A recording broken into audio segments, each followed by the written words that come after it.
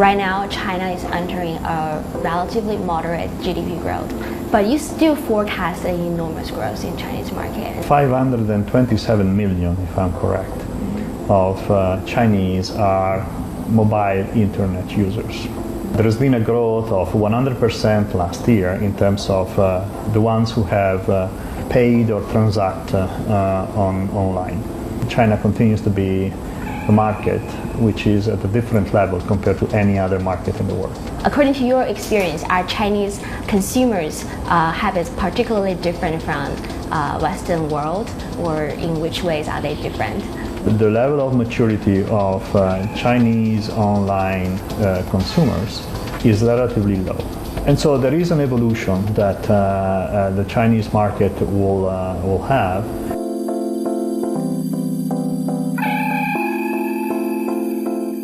咨询公司埃森哲昨日发布了一个报告，说中国现在城市消费者中70%都是中低端的消费者，并且这个数字在未来还有可能生长。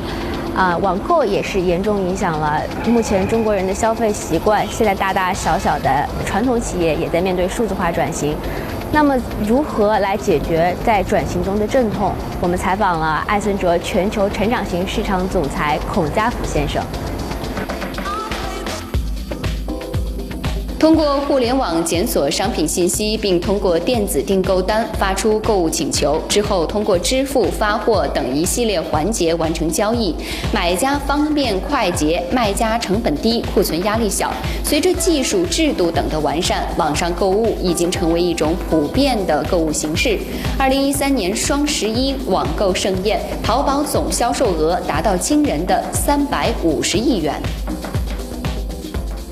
I was reading the report released yesterday by Accenture that you said low and middle end consumers in China constitutes like the majority, 70% of the overall urban consumptions. So I'm just wondering, do you have any reasons for that? Why not the affluent rich Chinese that constitute the majority of the consumptions?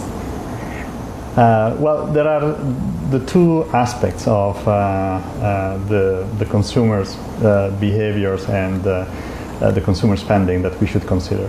80% of spending comes from 20% of the consumers, which is the most affluent way you refer to. The reality, though, is that particularly in China, we observe the emergence of the middle class at a pace which is unique in the world at the moment. The fact that that part of the population has been online and spending actually 2/3 of the total spending and is growing makes this particular part of the population very attractive and very important from an e-commerce standpoint. Do you think later this kind of consumers will keep consuming and the number will go up? I think so. There are two reasons to believe that. The first one is the fact that companies will evolve in the way they serve their customers online, and so the idea of being more customized in the way they interact with clients will create a level of loyalty that does not exist today yet. And the other one is the way China is structured with different tiers of cities. For people living in different cities will be easier to go online and buy as opposed to trying to find out stores nearby where they live. So right now China is entering a relatively moderate GDP growth. And I don't know if you have heard a speech by our Premier Li Keqiang yesterday. He says that we can accept a little bit below 7.5% or up. So I think we are now tolerating a number that is lower. But you still forecast an enormous growth in Chinese market. And yesterday, speech of Premier of China has been a fantastic opportunity to get immersed in 1 hour of deep understanding of the Chinese society. When it comes to the growth, the moderate growth of China, I tend to smile because mean, when we look at China with the eyes of other parts of the world, whether it is Western Europe, US, or even Japan, in Europe, the discussion is whether it is recession or stagnation. And we say that the second largest economy of the world will not grow double digit, will only grow 7%, is still huge. It's a huge growth. And so China is set to continue to lead the growth of Asia and actually the growth of the rest of the world for the years to come. So 7% continues to be, 7.5% continues to be a huge pace, a very rapid pace in terms of growth. And that's why I think China is set to continue to be a very attractive market. In addition to that, probably one data point that has emerged from our recent research on consumer insights in China is the fact that 527 million, if I'm correct, of Chinese are mobile internet users. And there has been a growth of 100% last year in terms of the ones who have paid or transact online. I think these data would suggest that China continues to be a market which is at a different level compared to any other market in the world. I read your resume. It seems that you are quite experienced in observing the consumer habits or consumer behaviors in different parts of the world. So I'm just curious that according to your experience, are Chinese consumers' habits particularly different from Western world, or in which ways are they different? So the volume of consumers here is different compared to any other part of the world. Mm-hmm. The second aspect is the age. They tend to be younger on average than anywhere else in the world. And there is a stage of maturity which is different. So today, the level of maturity of Chinese online consumers is relatively low. What we should expect is that they will evolve into more mature consumers who will want to have more customized relationships with the sellers, and that will imply a level of loyalty that they don't have today, that they may build over time on specific brands, on specific e-commerce. And so there is an evolution that the Chinese market will have. The age of the average online consumer in Western Europe is a bit higher than what we see in China. Why? Why is that? I think it's again a point of curve of maturity, and then it's also about the age of the population. China has a very large young population, so statistically and demographically, this is something that is, I would say, almost inevitable.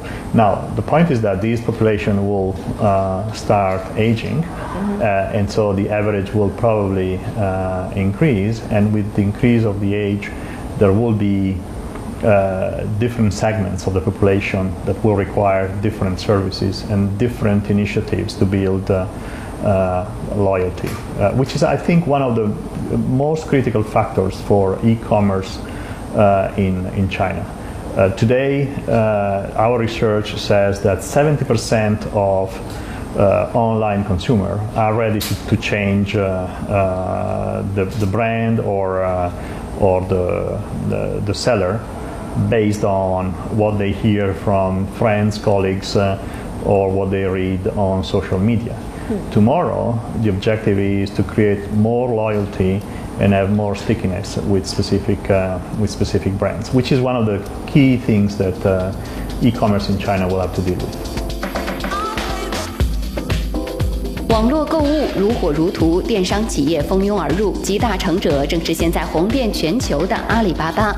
电商的发展也让不少传统实体店卖家向电商转型，苏宁易购等一批实体商家的电商平台应运而生，百度、腾讯等互联网巨头也伺机待发，对市场发展产生深远的影响。而国外电商企业同样虎视眈眈，中国电商市场的竞争将愈发激烈。Talking about e-commerce, one company that I have to mention is inevitable. That is Alibaba, because Alibaba is going public very soon. So because Chinese market is basically dominated by Alibaba, but in the Western world, for example, United States, people are going to Amazon or going to eBay to purchase stuff. If eBay or Amazon want to come to China, do you think they still have rooms for growth? They will face competition. They will face competition, and the competition is Alibaba, but there are other e-tailers in China today. Accenture has worked with some of them, and so I'm reasonably familiar with that particular market. And frankly, we tend to think about e-commerce like the digital front end through which the seller can interact with the buyer. The reality is that the big component of e-commerce, where a significant part of the investments goes, is in building the supply chain. So when I buy something, I want something to my doorstep within 24 hours, 48 hours, and I want the ability to return the product if I don't like it within the same time with somebody coming to pick it up from my home.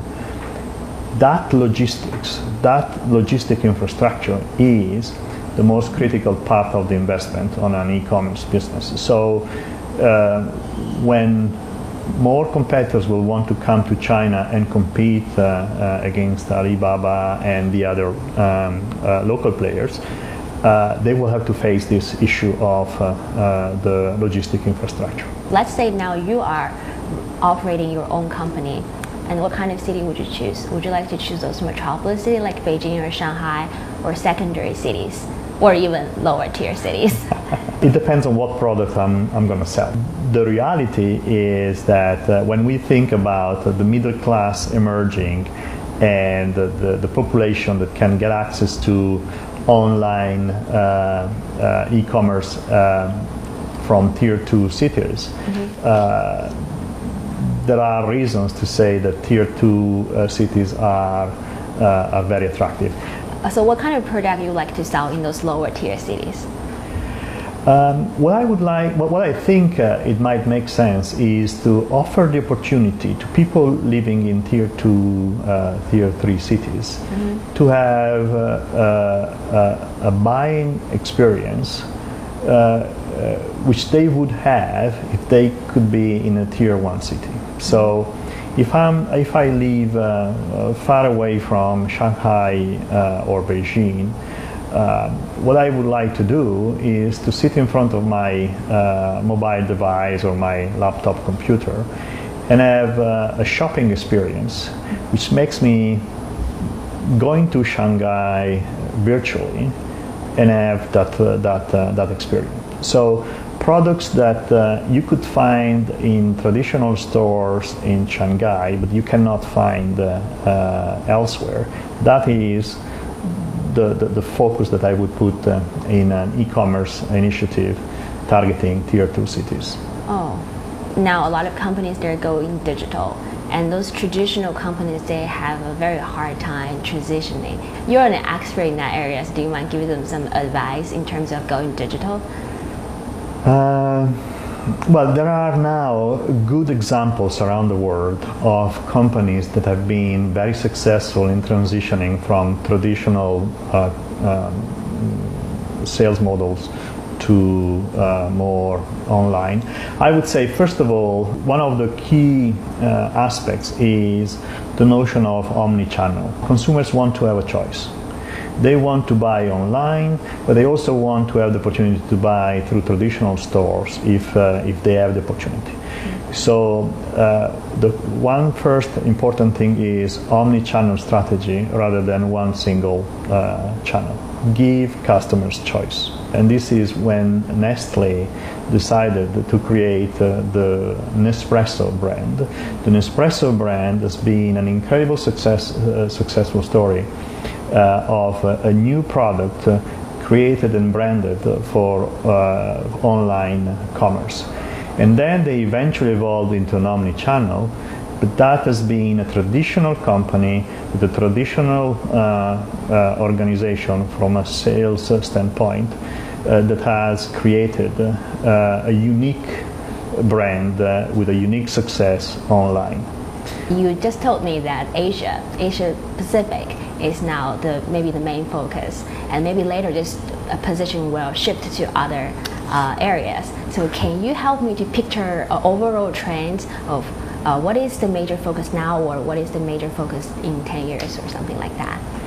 The reason why I said that Asia Pacific is current a main focus is the growth of the economies in Asia is going to continue. Mm-hmm. I wouldn't say it's going to accelerate, but it's going to continue in a substantial way. And the reforms that the Chinese government is putting in place, the new government in India, the new government in Indonesia, I mean, there is an element of innovation that is combined with the level of the population, the growth of the economies, that makes me feeling like Asia Pacific is going to be the driver for the growth of the global economy for at least the next, I would say, several years. What's going to come next? Everybody says Africa is going to be the next frontier, and I tend to agree. But it will take some time for Africa to accelerate and get close to the pace of development that Asia is experiencing at the moment. 孔家福先生说，相比于西方的网购者，中国的平均网购年龄偏低，但是这个年龄随着中国的老年化，有可能会在未来升高，这也是电商所面临的挑战。那么从世界的格局上来看，现在亚太地区还是整个新兴市场的领头羊，但是这个领头羊的位置随着非洲的发展，有可能在未来的10几年让给非洲，让我们拭目以待。